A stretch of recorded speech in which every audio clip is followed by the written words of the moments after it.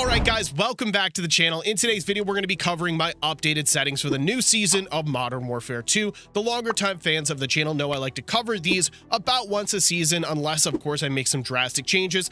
The big glaring ones are going to be the aim assist and some of my sensitivities along with graphic settings. Let's jump over into that now. So I suppose I'm going to start with my controller settings here. A lot of this stuff is going to be preferential. Whatever you're comfortable with is going to be what's best for you, but you can use my settings more or less as a guideline. So we're going to be starting here with my sensitivities where I have horizontal and vertical. This has not changed. It's going to be 8.8. I have more or less stuck with this through my entire Call of Duty career, just because I feel like it's fast enough that I can turn on people, but at the same time, it's not too fast where I'm shaky on my aim. 8.8 is a very comfortable spot for me. I suggest going into custom games, maybe start with 8.8, go down or up based on where you're comfortable, where you're going to find the most success as far as accuracy goes. If you scroll down in your controller settings to where it says gameplay, you're going to have some settings here that you're going to want to change. I personally like to run automatical tactical sprint. That means you're not going to be button jamming your left stick into oblivion. You're not going to be getting stick drift and whatnot. An automatical tactical sprint is just something that is another preference, but I recommend you try it. Once you get used to it, I feel like you're going to like it a lot. It's so good that they actually ban it in competitive. If it's good enough to be banned, it's probably good enough for you to be running in public matches. And that's just a setting that I feel like it's easier. One less thing you have to think about, just push forward and sprint. When it comes to the rest of these, they're nothing that really applies to multiplayer, but we're going to jump over into advanced. These are where the settings get a little interesting. So for target aim assist, you definitely want this on if you are on controller, of course. If you're not running it, you're just putting yourself at a disadvantage. For the aim assist type, this is one that I ended up changing here. So before I was running Black Ops, but a few seasons back, they actually nerfed it. I didn't really seem to notice the nerf all too much. They said it was less sticky. I tend to have good accuracy though. A lot of people in the comment section tell me that Black Ops just feels awful. It feels like aim assist is just not sticking whatsoever and you're missing a lot of bullets. So what did I do? Chucked it back to default here. Just the default traditional aim assist slowdown mode. Now, that's a big change. That is a huge change for the fans that have been running Black Ops. Definitely chuck this over to default. And what you're going to want to do is change your aim response curve type over to dynamic. It will help you while you're strafing stay on target.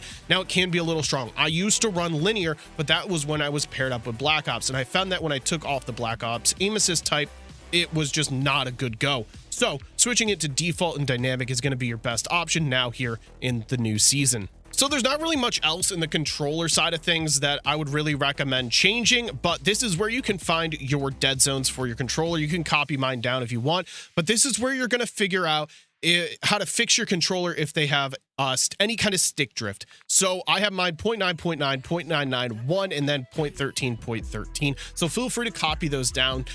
There are plenty of videos out there to help you correct your stick drift, but this is going to be where you're going to be correcting it, whether it's the right stin max, left stin min.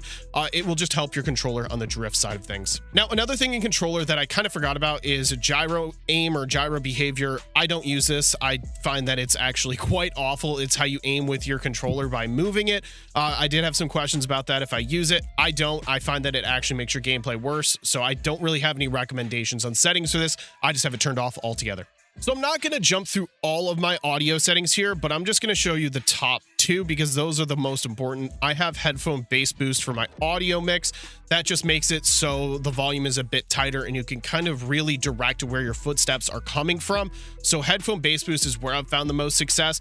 The other ones just kind of don't do the job well enough for me. I've tried every single one of them. Headphone bass boost is definitely a move here. Like I said, you can really track down exactly where an enemy is coming from if they don't have dead silence on. And from my master volume, I do have it at 74. I'm sure many of you have experienced the helicopters in this game. They are super freaking loud, or even the raw LMG, super freaking loud. I have that turned down, but it doesn't actually affect the footstep audio, in my opinion.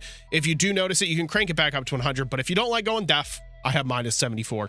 So we're sliding over here to my graphic settings, and I know a lot of people are on console, so I'm not going to spend a lot of time on this. There are a few things you guys are going to want to look at if you're on console that I'm going to get in when we get into the view tab.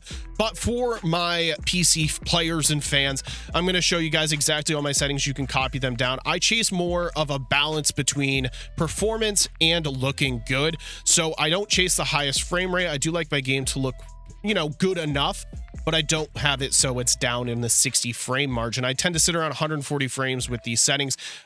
So this is just all my settings here, but we're going to be making our way over to the view tab, which I said is going to benefit the console players along with PC players. At the bottom of quality here, there are some things you're going to want to look at, being depth of field and the motion blurs and film grain. Make sure you guys copy that down. Make sure you have depth of field, world motion blur, weapon motion blur off. Yes, it gives it a realistic look, but you're not chasing realism, you're chasing performance. When everything's said and done, you don't want to miss a player having that blur on, and that film grain just makes the game look awful. Make sure you have that all the way down to 0. Over here for review, this is what I have my field of view at 110.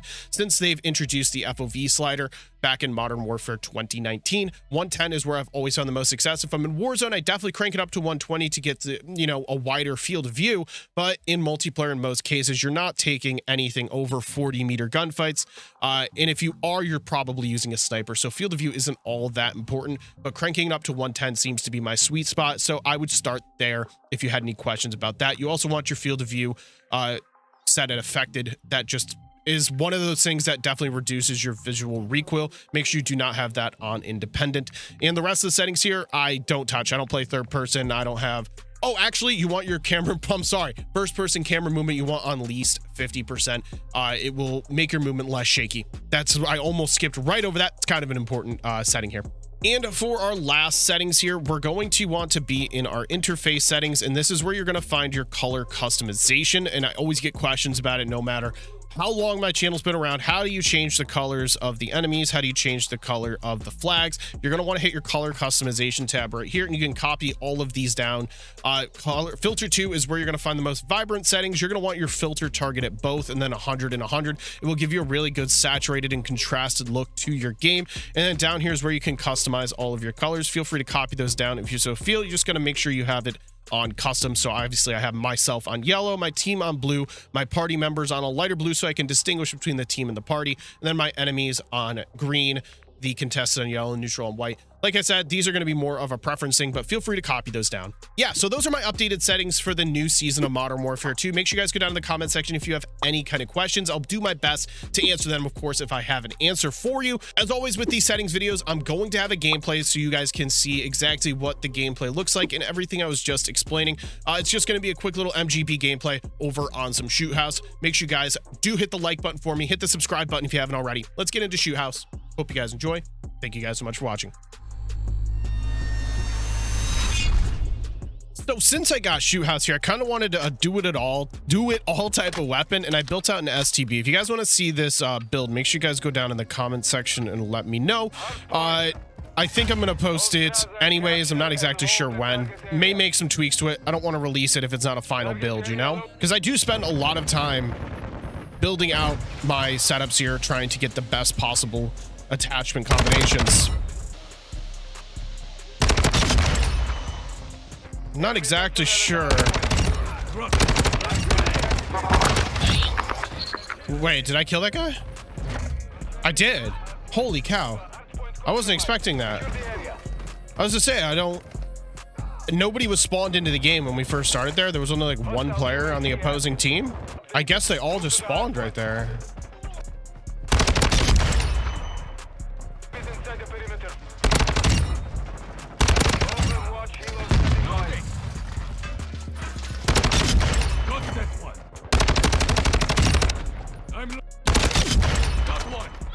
Bro, why are you AFK? Grab your controller, grab your sack, and get it poppin'.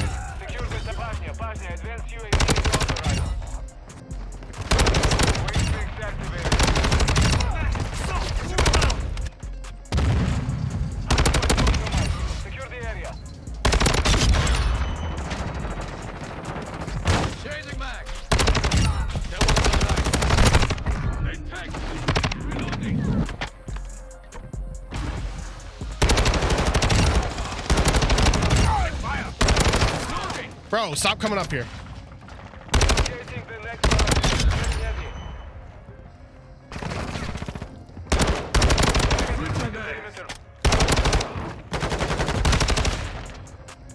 This is not good. Another one. He ran away. They all abandoned this, and I should be able to get behind him here. Could be some money.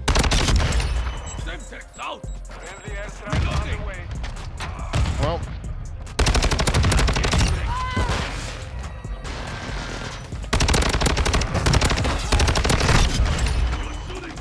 Teammate turn.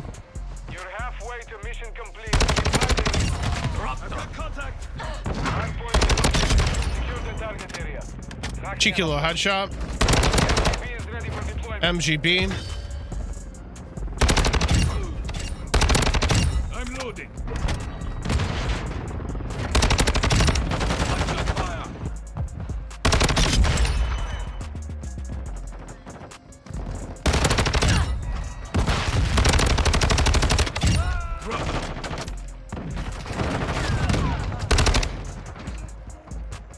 We've got keep educating the next hardpoint. Get ready.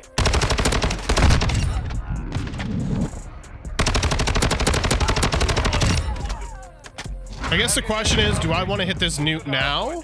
Because I think I featured what I'm working with here pretty damn well. I only have 45, but I think I'm just gonna hit it here.